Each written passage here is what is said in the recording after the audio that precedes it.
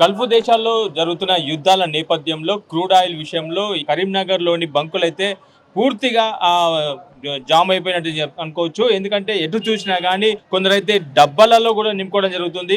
ఇక్కడ మొత్తంగా చూస్తే కరీంనగర్ జిల్లాలో దాదాపు 10:30 నుంచి మొదలుకొని దాదాపు బంకులన్నీ కూడా కరీంనగర్లోని ప్రధానమైన ఇటు పోలీస్కి సంబంధించిన ఏదైతే బంక్ ఉందో ఈ బంకులో నిల్వలు ఉన్నాయని చెప్తున్నారు. దాదాపు 10,000 లీటర్ల వరకు ఇటు పెట్రోల్ ఉంది, 10,000 వరకు డీజిల్ ఉందని చెప్పి చెప్పుకొస్తున్నారు.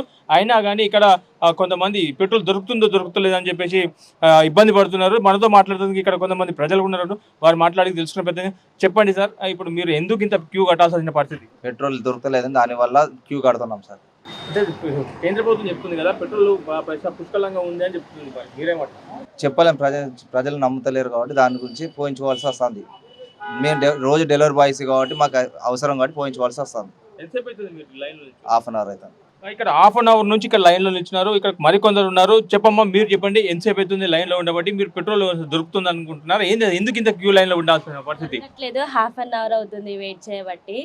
ఇంకా దొరుకుతుందో దొరకదో, రేపటి నుంచి బంద్ అంటున్నారు కాబట్టి కొంచెం కష్టమే ఉంది, చెప్పలేము పరిస్థితి ఎట్లుంటుంది. సార్ మీరు చెప్పండి, అంటే పెట్రోల్ దాదాపు పుష్కలంగా ఉందని చెప్పి కేంద్ర ప్రభుత్వం చెప్తుంది, మరి ఇక్కడ బంకులలో రేపు బంకులు బంద్ ఉన్నాయి కాబట్టి వచ్చినాం మేము కూడా. రేపు నుంచి బ్యాంకులో బంద్ ఉంటుంది, పెట్రోల్ దొరకదనే వచ్చేసినాం. అట్లా ఇక్కడ మరికొందరు ఉన్నారు, మనం వారితో మాటలు తెలుసుకుందాం.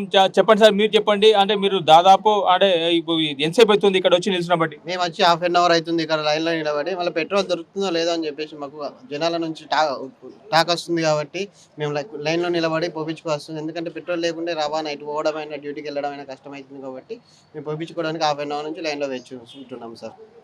ఇది ఇక్కడ దాదాపు ఒక హాఫ్ అన్ అవర్ నుంచి క్యూ లైన్లో నిలుస్తున్నప్పటికీ కూడా మాకు పెట్రోల్ దొరకదో అని భయం ఉన్నా అని చెప్పేసి ఇటు చెప్పుకొచ్చిన పరిస్థితి. ఎటు చూసినా కానీ ఇటు బంకులలో మాత్రం ప్రజలు వాళ్ళ వెహికల్స్ తీసుకొని వచ్చి అయితే మొత్తంగా జామ్ చూస్తున్నారుగా, మనకు విజువల్లో క్లియర్గా కనబడుతుంది. దాదాపు ఒక 1/2 కిలోమీటర్ వరకు కూడా మొత్తం జామ్ అయినట్టు కనబడుతుంది.